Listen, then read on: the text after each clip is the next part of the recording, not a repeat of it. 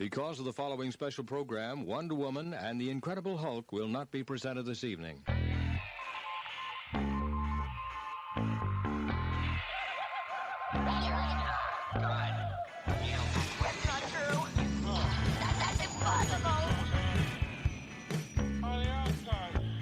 It's time to get all your Star Wars news in a single file.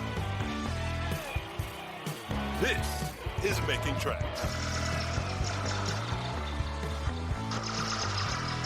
Here are your hosts, Mark Newbold and Dave Tree. It's not true. That's impossible. Here at the Star Wars Zone London Film and Comic Con, brought to you by Panther Tracks, and I'm sitting here with Corey Dee Williams. Please give him a big round of applause.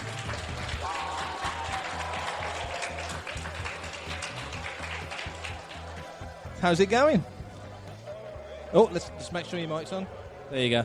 You'd think I would know how to work a microphone, right? Being a musician and all, but yeah, it's going great. Good. We were just saying before we came on stage that I'm sure you couldn't have been expecting all the muggy, hot weather that we've had over here at the moment.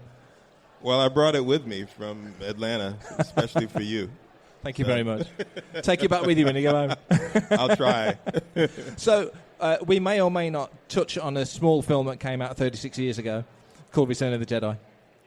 In fact, I think we might just talk about that. That little film. Yeah. That cine film that came obscure film. Yeah. So tell us, because we've got half an hour, so we're going to pack in as much as we can in half an hour. For a treat. So get comfortable. I never shut up, so. That's fine. And it may seem like a silly question, but I'm going to ask it anyway. How did that role come to you? Oh, boy, where do I start? Well, my father asked me if I wanted to do stand-in work for him, which when you're a stand-in, you basically you help the camera crew set up shots for the actor. Yeah. So the actor can be working on his lines or doing whatever, studying or relaxing in a cool trailer while you're in 110-degree heat. But yeah. So they asked me if I wanted to come and work as a stand-in for him, and I reluctantly said yes because I knew it was going to be difficult. You know, it's 110-degree weather out there in Yuma, Arizona for a couple of weeks, and so I knew it would be a grueling shoot. But I was working on an album at the time with my friend Steven Costantino, and we were trying to finish up tracks for our album that we were trying to get a record deal because we had a couple of record companies interested in what we were doing. Yeah.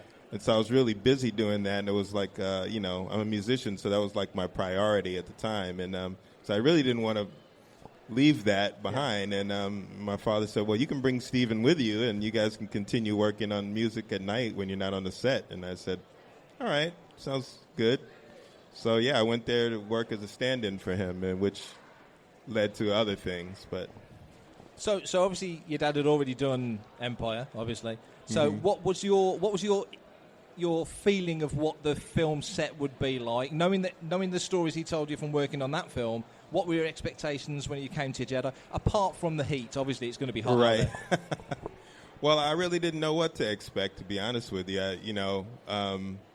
I really enjoyed seeing him in Empire Strikes Back. So I really didn't. I had no idea. It was a total surprise when we got out there, and first time I saw that set, it was in the middle of the desert, and they had to basically pack down. They had to compact sand to make a road out to it because it was off of the main road. So a lot of people, they were trying to hide it by giving us T-shirts that said Blue Harvest on it. And, and I thought that was pretty funny because when we got there, I was like, I thought we were coming here to do a Star Wars film. Why are we wearing Blue Harvest T-shirts, And they were like, well, nobody's supposed to know. And I said, well, the first time we all go out to dinner with Carrie Fisher, Harrison Ford, and my father, everybody's going to figure it out pretty quickly. And they did. But so it was out in the middle of the desert, and I didn't know what to expect. We drove out, and I saw this huge set. It's before all of the CG stuff that they do now. It was an actual set that probably wouldn't even fit. It was maybe two or three stories high. Probably wouldn't even fit in here. It was they parked semi-trucks underneath it. So it's kind of, I was kind of awestruck when I first came out, and they had a fence around the perimeter of it. And I was just like, wow, this is major, you know. Because you look back at the making of videos, and it really looked like the circus had come to town in the sense that all the crew were out there building. Yeah. It was just everyone's in the Yeah. heat. I think we basically took over Yuma, Arizona for 2 weeks. I mean, there was nothing in Yuma, Arizona at that time. So did he basically set up camp? You guys, all of you were out there near the set, like a small village almost, whilst you were working on it? Oh, no, actually we stayed in motels that were in town, and we drove, I think it was probably maybe an hour or so to the set every day. Yeah. So a lot of times, because we were so far out in the middle of nowhere, when they had frequent sandstorms, and so they would not allow us to go back to the hotel. We just had to probably kind of sit out there and sit it out most of the time because it was just too far to go back. But So how soon was it? Because there was stories of like people on June buggies sort of trying to find out where you guys were in the desert. How long was it that you say everyone went for dinner? How long was it before people started to cotton on that? Pretty quickly. Yeah. Within days. I mean, they had there was a Marine base, I think, or an Air Force base nearby in Arizona, and they flew over the set in jets in formation. You know, it's like, oh, the word's out now. Yeah. Because you could tell something funny was going on out there, you know. So you say you originally went out there to do the stand-in work with your dad, Right. So how did that work? Were you doing that as well as doing the other roles that you did in the film? Well, I was doing this. I was first and foremost there to do the stand-in work, and then it turned into stunt doubling, which there's three of us doing the stunt in the scene where he goes over the side in the Sarlacc pit and he's hanging, and then he drops down. Well, the part where he goes over the side is his stunt guy, Julius LaFleur, who's a really good friend of ours now. But Julius LaFleur saw me coming onto the set with my father, and he would tell the story that he thought he was going to get sent home because I looked so much like my dad. He was like going, "Oh no, Billy brought his own stunt double. I'm toast," you know. But I was not a stunt guy. I was a martial artist, and I'm a fitness instructor, and so I was in really good condition at the time. And they asked me if I would do part of the stunt. But really what happened was my father, they had a tentacle that came up and grabbed his ankle in one of the scenes, and then Han Solo shoots it. Well, there was an explosive charge that went off in the tentacle, and it ended up burning his foot. So he was in a little bit of pain, and they were like, I don't think we want to hang Billy over the side of this really uncomfortable harness that they put on you. And they asked me if I would do it, and I said, sure. You know, I had no idea what I was getting myself into, but I didn't know about the explosions that were going to go off. But and they were pretty loud, and you could feel the heat. And I looked up, and I saw Chewbacca's double smoldering, and I'm going, well, if we get through this without catching on fire, we'll be okay, I guess, you know. But yeah, it was three of us doing that. My father was down in the pit. The original stunt guy went over the side, and then as he's hanging there, it was me dressed as him. So wow. that was I went from stand-in to stunt double, and then Klaatu just kind of came out of nowhere. They didn't. Well, I was going to say, how did that element come into it? Well, there was so many injuries on that set. Daily, there were probably injuries because there was so much action going on, and so they were kind of running short on bodies. They didn't have enough people to do all these stunts at one time, and they were like, Corey, would you, since you did the other thing, would you mind putting on this really uncomfortable head? No, they didn't tell me how uncomfortable it was going to be, but it was like being suffocated pretty much. I mean, you just Velcros up the back, they put it on you, and they close it up, and you have to try not to think about it too much. But and I couldn't see anything. But I don't even think the creature had a name at that point. He was probably number 576-2, whatever. I think he got named. He became named when they made a toy out of it. But yeah, they were just like, okay, so we want you to fight Luke Skywalker in this scene. We want you to run towards him. And I'm like, well, yeah, okay, no problem. Where is he? Because I couldn't see anything. I'm like, you know, you got about this much vision. You got these little eyes. It's really difficult, you know, to see where you're going. And Hi, this is Steve Grad from Beckett Authentication, and I will tell you what, I approve and I authenticate Fantha tracks, and you should too. And how many, silly question, how many takes would something like that? Because Anthony Daniels always used to say about looking for your marks, knowing where you're going, you've got to plot it all out. Yeah. And you're in a live action scenario with a mask that's like completely covering everything. Yeah. So how many times did it take you to get to the place you needed to be? I don't quite remember, but I know we were out there doing it for a while. And they have to do it from different angles. Yeah. So you're doing it over and over again. And then at one point they had they would use a hair dryer that they would set on cool, and they would blow it into the mouth of the creature so that you could get air, and then they'd say, okay, we're ready to go again, So they didn't want to have to take the whole thing off and start over. It'd take too long. Because your friend Stephen, you mentioned, he was a Gamorrean guard, wasn't he? Yeah, he was a Gamorrean guard, and so his costume was so heavy that we had to help him stand up in it. It was probably, I don't know, it must have weighed 180 pounds or something. It was a lot of latex to have on in that kind of heat. And that was a last-minute thing as well. I mean, they just asked him if he would do it. Like I said, they were short, needed a few extra bodies, and he said, sure. We were just thrilled to do anything. We didn't, we had no idea what we were getting ourselves into, but we did it anyway. Just as an aside, then, you say you were deep in work on your music with the record deal and everything, right? And then you go off for this amazing adventure. Did that give you inspiration when you came back to picking up the work on the music? Well, yeah. I mean, inspiration was everywhere down there, but I don't know that it had a direct influence on the music that we were doing at that time, but. We sure had we had a blast playing in the hotel room at night, and different cast members and crew members would come and sit and listen to us play. So that was a lot of fun.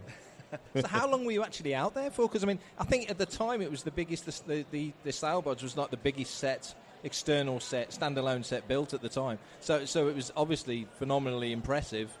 But how long were you out there for? I think it was approximately 2 weeks-ish.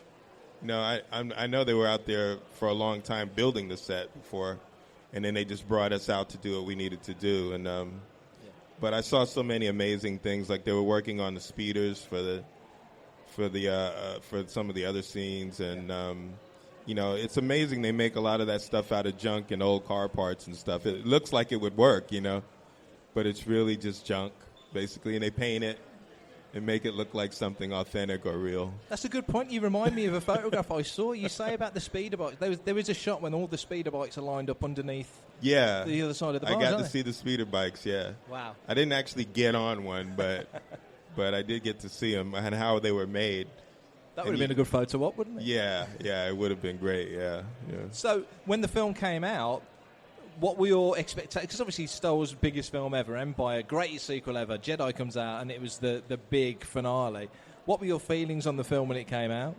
I was super excited about it, of course. But not only just being in it and being able to be a part of it, but I was a big Star Wars geek to begin with before all that stuff even happened. I was a huge fan of Star Wars movies. I mean, I knew a lot of the lines. I knew how to recite a lot of the lines, and my father always gets me to do Lando Calrissian imitations when we do Q&As together. It's funny, but yeah, I mean, so it was a really exciting thing. We went to see the screening of it, and I was like, wow, it's. So you say you never know how it's going to come together when you're doing it. You're just seeing little bits and pieces of everything. You don't really know what it's going to look like once they put everything together, cut it all together, and it was, nothing like what you thought. Yeah. Well, there's a question then. Your expectation compared to the reality when ILM do their work, you got the John Williams music playing behind it, and everything's polished and finished. Did it in any way match up to what you thought it might be? I think it pretty much exceeded everything I thought it might be. I mean, because when you're working behind the scenes and you're seeing all the little details and things that you guys don't really get to see. You go and you see a finished movie, but you don't see the imperfections, I would say. And I got to see all the imperfections, and then when it comes together, it looks amazing, on screen and very real. Yeah. Yeah. Yeah. You mentioned you were a Star Wars fan before you even got onto the set of Jedi. Were you a fan before your dad was involved? Were you a fan when the original came out? Yeah, definitely. Definitely. I couldn't believe it when he told me he was going to be in the Star Wars movie. I was like, what? Get out of here. You're not going to be. Why would they put you in a Star Wars movie?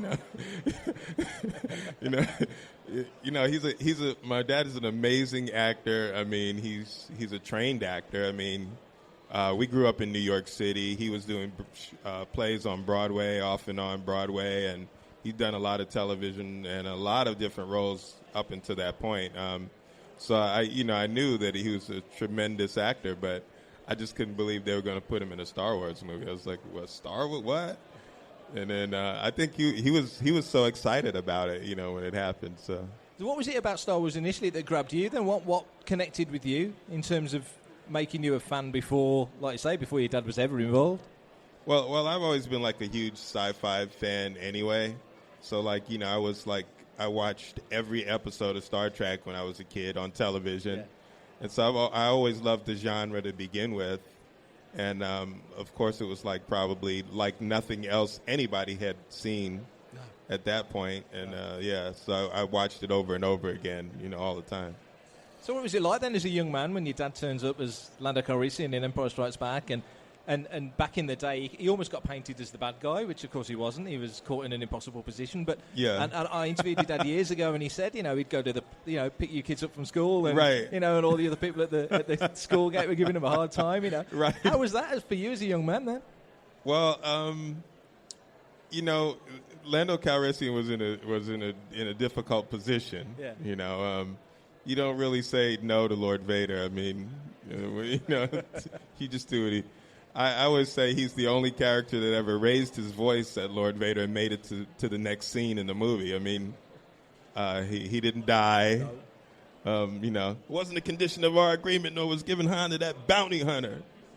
He was like, you feel you're being treated unfairly. He was like, whoa. So, I mean, he was a gutsy character, yeah. And he was put in a position where he had to deal with a lot of complicated things, but people just sort of stamped him as, oh, you betrayed Han Solo, I mean, I don't think he really wanted to do it, but he really didn't have much of a choice, No. Yeah. And so you as a fan of the genre watching that, obviously you're watching your dad on screen, so there's that extra level. But right. as a fan of sci-fi and that those kind of stories, what did you think of Lando then as a character? Just curious. Well, there's so much of my father in that character. Which is really what kind of makes it kind of cool, and which is why I really couldn't see anybody else playing Lando Calrissian, but Glover did his thing with it. They did their own thing. I think their rendition of the characters was I look at it as a separate thing, but because it's hard to kind of, I wouldn't want to get into my dad's shoes or Harrison's shoes, No. I'm Anthony Daniels, and you are listening to Fantha Tracks.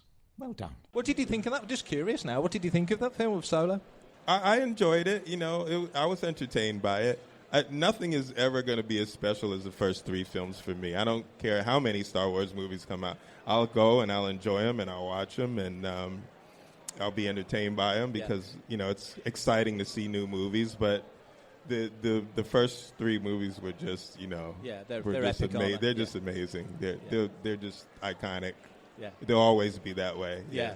And so Lando Calrissian is really, he holds a special place for me. Yeah.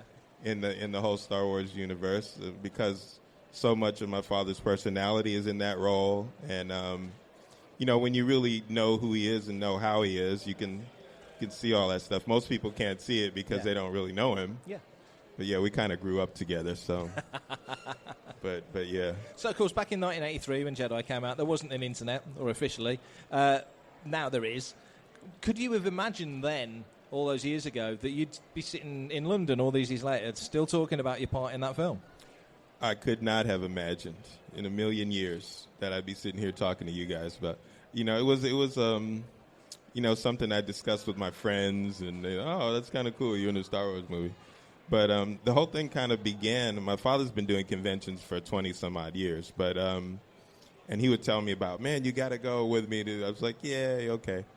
And but I've been a fitness trainer for 28 years as well as a musician. And the musicians have to do something to make money usually.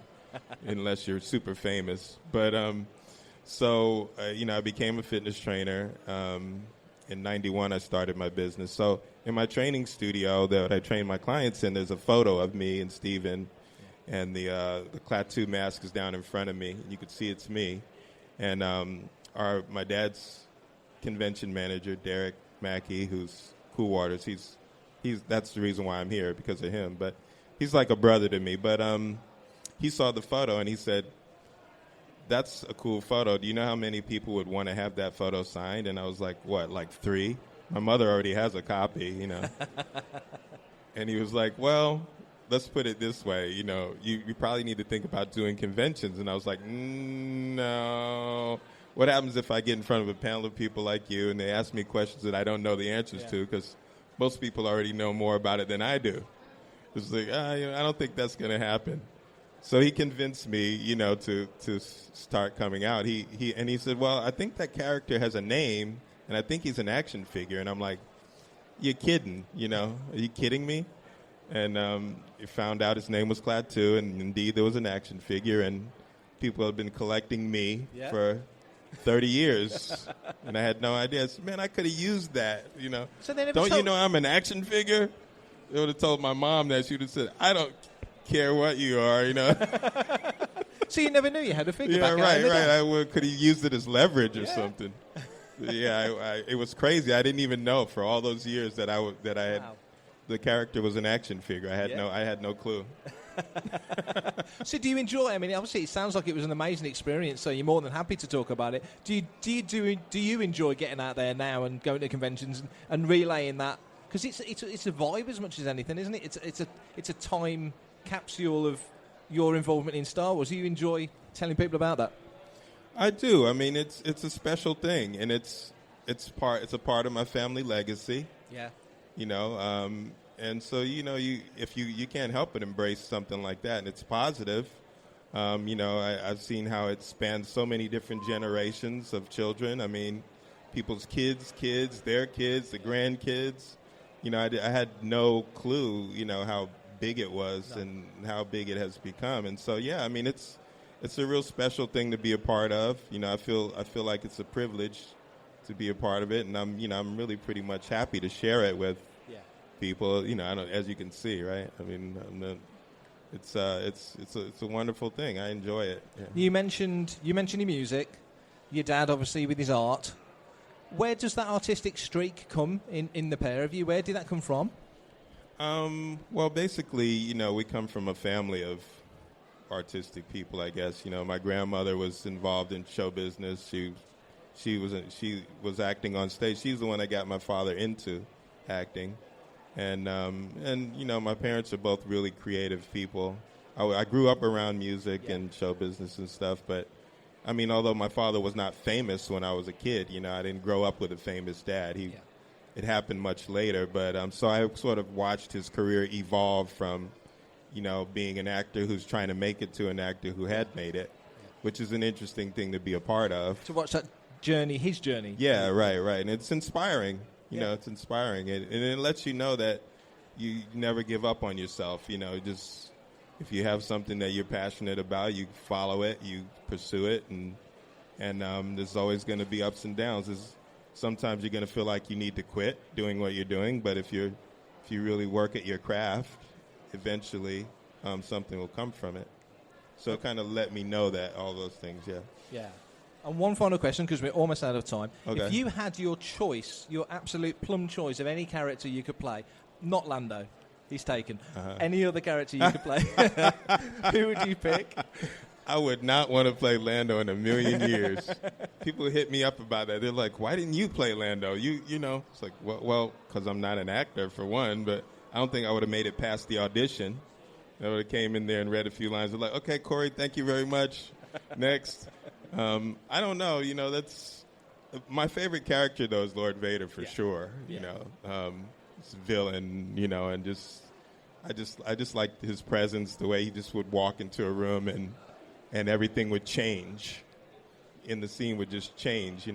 I think they should do a movie. I know the series is more or less about Anakin, but in the beginning, but I would like to see a lot more Vader. Yeah, it'd be pretty cool. Yeah. Plus, he didn't bump your dad off when he raised his voice, so that's got to be Right. a bonus. Well, he got points for that. Yeah. That's fantastic. Thank you so much for your time. You're welcome. Everybody, big hand for Corey Dee Williams. Thank you. Thank you. Thank you for having me, and thank you for inviting me to London. I'm having a great time. That's all for this special episode of Making Tracks. You can find us on Apple Podcasts, Google Podcasts, Stitcher, Android, Spotify, SoundCloud, TuneIn, iHeartRadio and Spreaker. If you want to find Fantha Tracks out there in the wild, you can find us on smart speakers such as Amazon, Alexa, Apple HomePod, Google Home and Sonos. We're also available in your car with Apple CarPlay and Android Auto, on gaming consoles and television. You can find us on Fantha Tracks TV, on YouTube or the Fantha Tracks app. And of course, you can drop onto the dedicated landing page for Fantha Tracks Radio on fanthatracks.com. We'll be back very soon, but for now, please guys,